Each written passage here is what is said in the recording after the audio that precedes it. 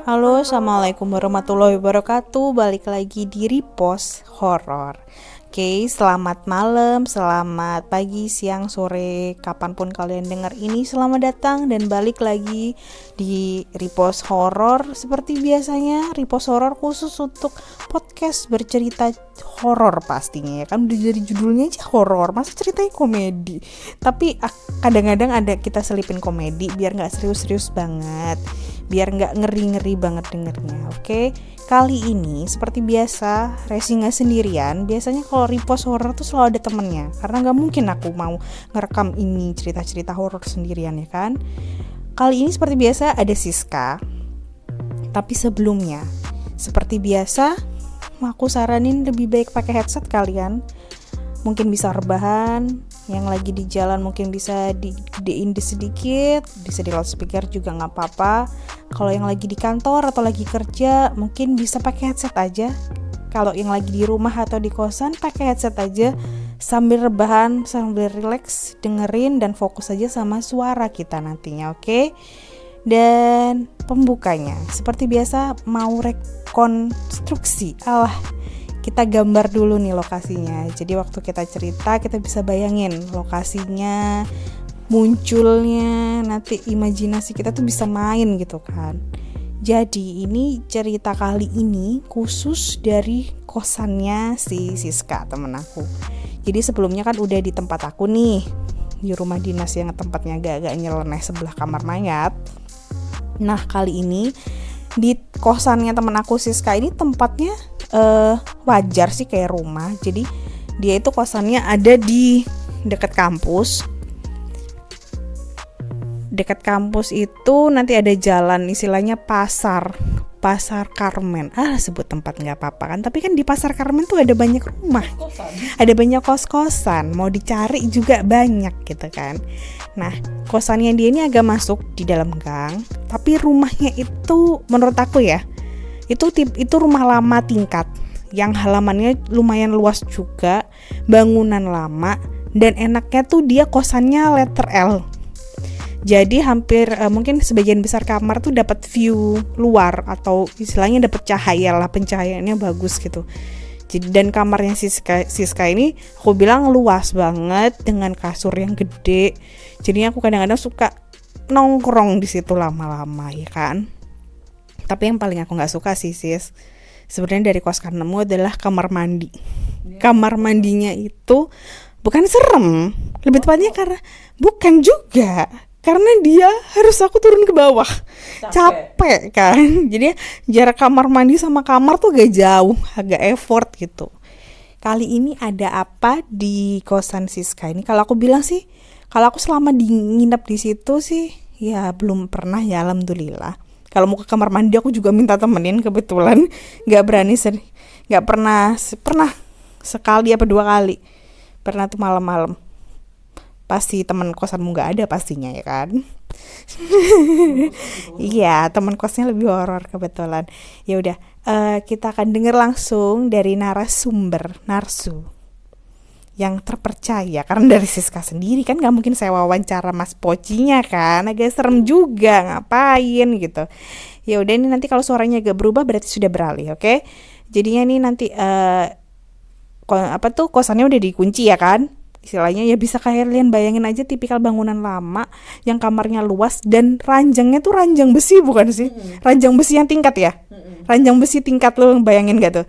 Ranjang besi tingkat yang kayak di film-film horor. Kalau biasanya ada di, nggak mungkin rumah sakit, biasanya kayak film-film horor yang ada panti asuhannya gitu kan, biasanya ranjangnya tingkat terus emang dari besi gitu kan. Itu ranjangnya kayak gitu coba ya kan, jadi agak goyang dikit udah berderit kan, agak serem. Nah ini nanti ada pengalaman apa di kamar kosnya dan kosannya. Yuk kita langsung pindah dulu.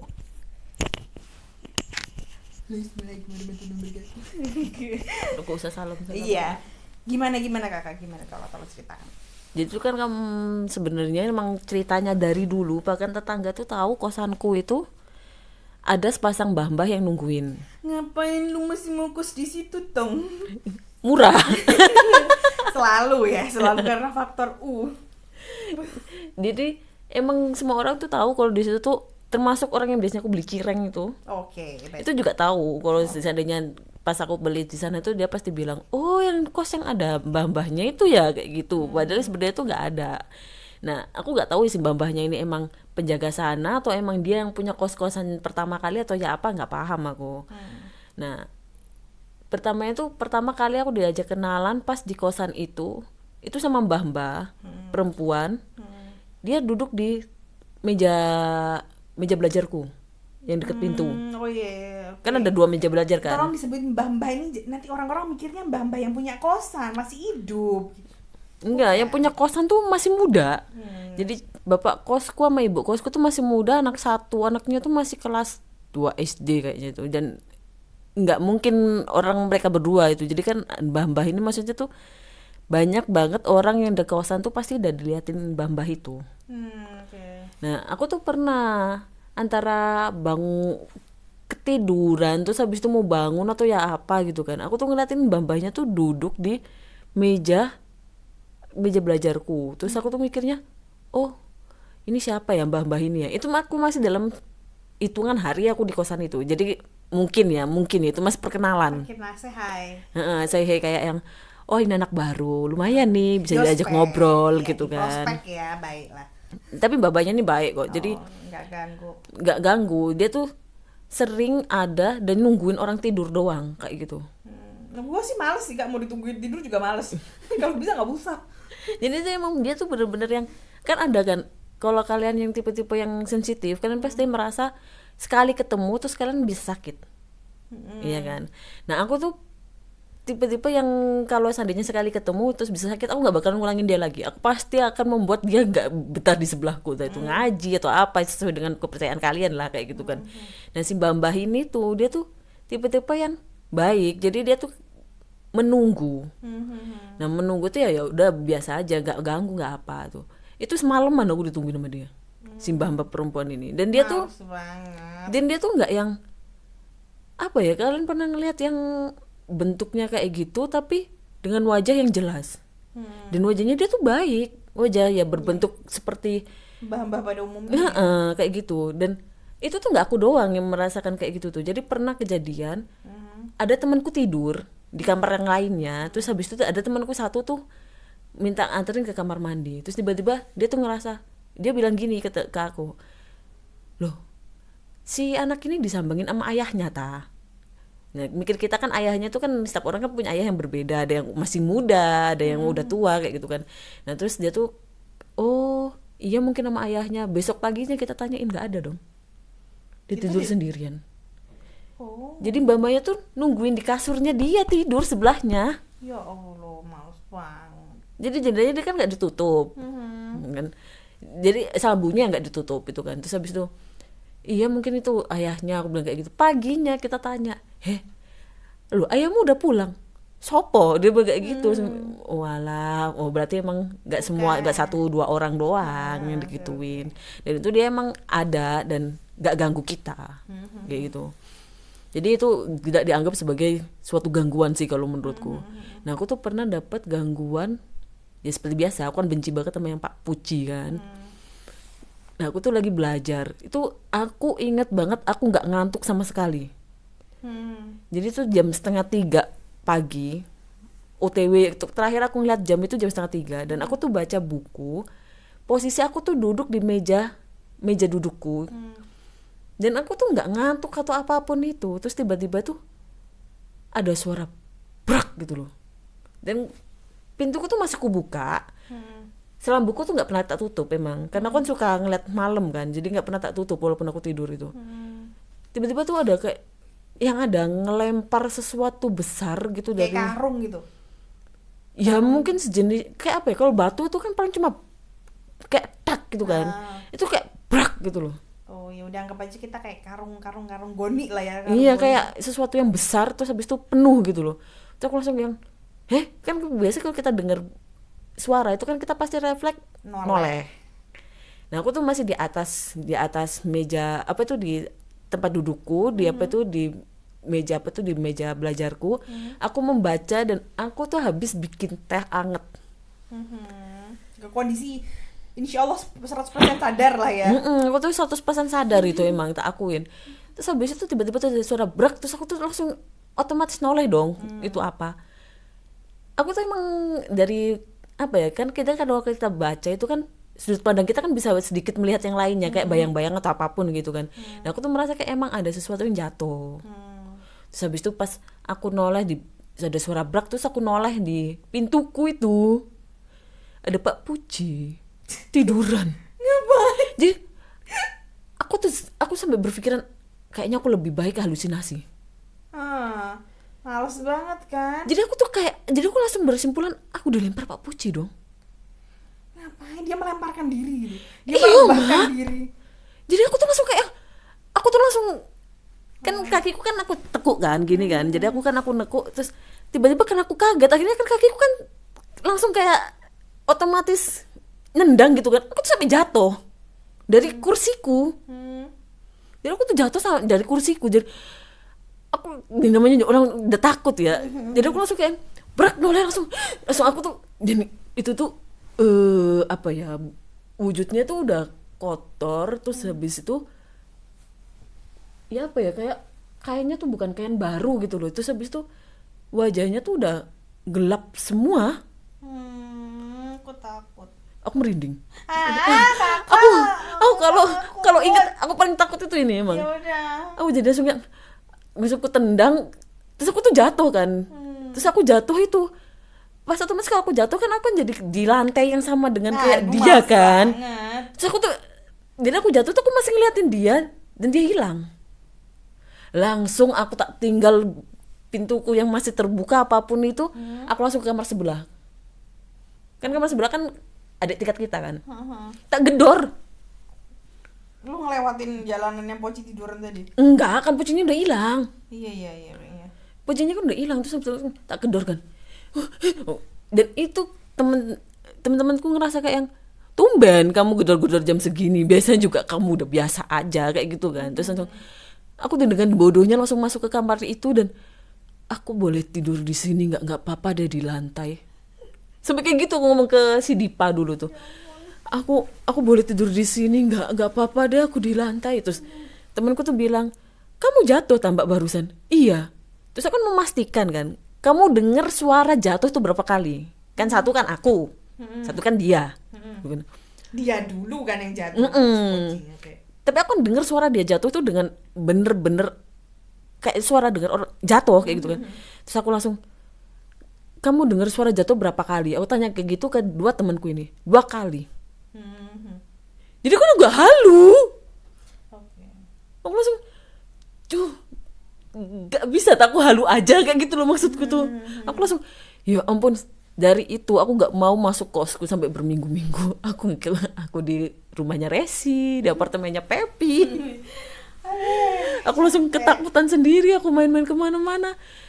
Terus temanku tuh, tetanggaku sampai yang, tumben kamu gak apa-apa aku tidur sini, tak ambilin bantalmu ta. Sampai temanku tuh bilang kayak gitu. Soalnya aku tuh lari tanpa bawa apa-apa, udah HP aja tak tinggal kayak gitu loh.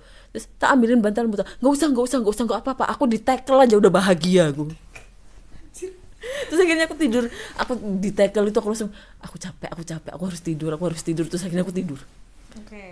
Itu aku tanya ke temanku jam berapa itu, jam aku masuk ke kamarnya mereka membukain pintu dan aku itu udah jam 3:20-an. Jadi aku nggak tahu dia posisinya, aku ketemu sama Pak Puci ini posisi jam berapa pasnya tuh nggak tahu. Pokoknya aku terakhir ngeliat HP ku sebelum baca buku itu jam 2:30. Habis aku bikin teh hangat itu jam 2:30. Aduh ngapain juga jam 3. Rajin banget Mbak belajarnya. Gak tahu ya kenapa aku hal itu tuh tumben rajin. Mungkin deadline mungkin ya, kalau nggak deadline kayaknya enggak kayaknya. Ini kan jadi kayak apa ya, jadi kan orang-orang kan kalau yang dengerin ini mahasiswa kan jadinya aku mau mengerjakan tugasku malam-malam jadi takut ya kan, terbayang-bayang mungkin aku bakal dilempar sesuatu. Enggak ya, tolong ya, ini bisa beda pengalaman setiap orang ya. Kebetulan aja ini Mbak Siska yang rajin waktu itu lagi apes aja. Lagi apes aja ya. Aku bingungnya tuh ngapain dia rebahan. Ya kan dia ngelempar dirinya. Kalau dia berdiri aku yang mati. Maaf ya. Maaf, ini yang dengerin udah mulai takut, yang pegang guling mungkin langsung dilempar karena rebahan. Tapi aku yang gagal paham dari tadi. Kan aku kalau setiap kamu cerita kan aku rekonstruksi di pikiran aku nih, bikin cerita gitu kan. Jadi posisinya dia tidur. Iya, ya kan rebahan gitu. Terus wajahnya tuh ngeliatin ke aku. Aduh ya malas ya. Iya kan. Aku langsung nendang kursiku, terus aku jatuh kan. Udah nggak bisa apa-apa udah. Iya kan, kalau gini kan kita bisa ketawain ya kan. Aku bisa ngetawain. Kalau aku di posisi kamu mungkin aku udah pingsan. Aku udah nggak tahu. Udah pingsan, kayak aku males gitu kan. Tapi kadang-kadang ya udah daripada kalian takut gitu. Kalau sekarang mungkin kita bisa ceritanya sambil ketawa-ketawa gini ya kan. Kalau saat itu atau waktu beberapa hari setelah kejadian itu juga nggak, males juga mau cerita kan. Mau inget-inget aja males gitu, apalagi mau cerita. Tapi cerita ke orang nggak kakak? Enggak cerita ke temanku sama sekali. Oh ya udah ya, jangan nanti tuh anak-anak pada kabur semua dari kos-kosan itu bisa-bisa. Penakut semua. Oh ya udah. Iya kan, padahal kamu yang agak cukup berani sih, tapi ya udah dapatnya begitu. Yaudah. Orang temanku yang sama mbah-mbah 2 aja udah takut kok. Apalagi sama Pak Puj. Oh iya. Di kamar mandi tuh sebenarnya juga ada, tapi kan temanku kan rata-rata bodo amat kayak gitu kan, jadinya ya udahlah nggak apa-apa. Ya kan karena emang kebelet di kamar mandi ya, lu mau ngapain, udah bodo amat gue ke kamar mandi gitu kan. Iya. Ya itu sih, tapi ya Mas Poci nih yang rebahan agak gagal paham sih maksudku. Antara serem, tapi ya kalau waktu itu kan pasti serem ya kan. Kalau sekarang tuh aku mikirnya kayak tuh orang menjatuhkan dirinya, effort banget buat nakut-nakutin kamu, coba gebuk gitu kan. Untung dia gak kluget-kluget kayak ulet bulu kagak. Astagfirullahaladzim, ya Allah gak boleh gitu. Enggak, ini kan maksudnya dia cuma kayak tiduran ya, yang aja guling kamu jatuh gitu kan. Terus ada mukanya aja plusnya. Kan menjadi malas tuh kan aku kalau mules ini takut ke kamar mandi gitu. Ya udah, ini aku nggak mau bayangin lagi. Ini mungkin kalian denger podcast ini adalah Sela, teman aku dulu. Dia akan memaki-maki aku kali ini. Lu ngapain bikin podcast buat cerita-cerita Poci? Jadi mungkin aku saranin nanti di judul ya aku kasih tahu. Jadi mungkin ada orang punya trauma tertentu dengan hantu tertentu, jadi nggak salah klik. Jadi aku nggak dimaki-maki nih, karena ini ceritanya nggak spesifik detail gitu kan. Jadi daripada ntar kalian malah memikirkan yang iya ya kan, terus lihat apapun semua jadinya seperti itu kan, buat imajinasi sendiri. Kalau orang ketakutan kan kadang-kadang apa itu, ada apa itu gitu kan, padahal nggak ada apa-apa sebenarnya. Ya udah, jadi gitu aja. Makasih kakak, padahal mau mengorek-ngorek luka lama ya. Ini mengorek luka lama kan. Habis ini kita tidur terus memikirkan itu. Jadi nanti mungkin ceritanya agak cerita ya. Kita harus cerita happy ya kan, yang lucu-lucu. Iya, biar nggak kepikiran gitu kan. Oke. Ini yang dengerin udah pada tidur belum? Atau masih dengerin? Nah, ini kita jam 12:04 loh. Iya ampun, kita cerita tengah malam cerita horor. Oke, kita cukupkan aja kali ya. Nanti error lagi tiba-tiba HP nih, videonya tiba-tiba ini antara merontak, aku tidak mau mendengar cerita horor, HP ku tuh gitu, karena apa, emang udah di tengah malam. Oke, terima kasih buat kakak, buat Siska yang selalu memberikan pengalaman ya horor yang ya kadang-kadang jadinya makan malah jadi lucu setelah diceritakan di sini, bisa diketawain cerita-cerita yang lama, tapi anggap aja ini pelajaran ya kan, semuanya selalu ada hikmahnya apapun itu. Oke, makasih yang mau dengerin sampai habis, yang mungkin nggak tidur ya kan. Ini kalau misalkan ada yang tidur ya berarti podcast ini cukup membantu orang-orang yang insomnia atau yang malah takut tidur karena terbayang-bayang gulingnya ada di tangan. Nah, ini bahaya nih. Oke, sekian dulu. Makasih buat kalian yang mau dengerin sampai habis. Makasih buat waktu luang kalian buat dengerin kuota wifi kalian, dan misalkan kalau ini dengerin sampai malam-malam gitu, makasih juga. Jangan lupa buat like, comment, subscribe, share kalau misalkan ngerasa video podcast repost horor ini cukup menghibur dan cukup menemani malam atau pagi atau siang kalian. Ya, mohon jangan lupa di like dan di subscribe. Oke, makasih semua. Dadah.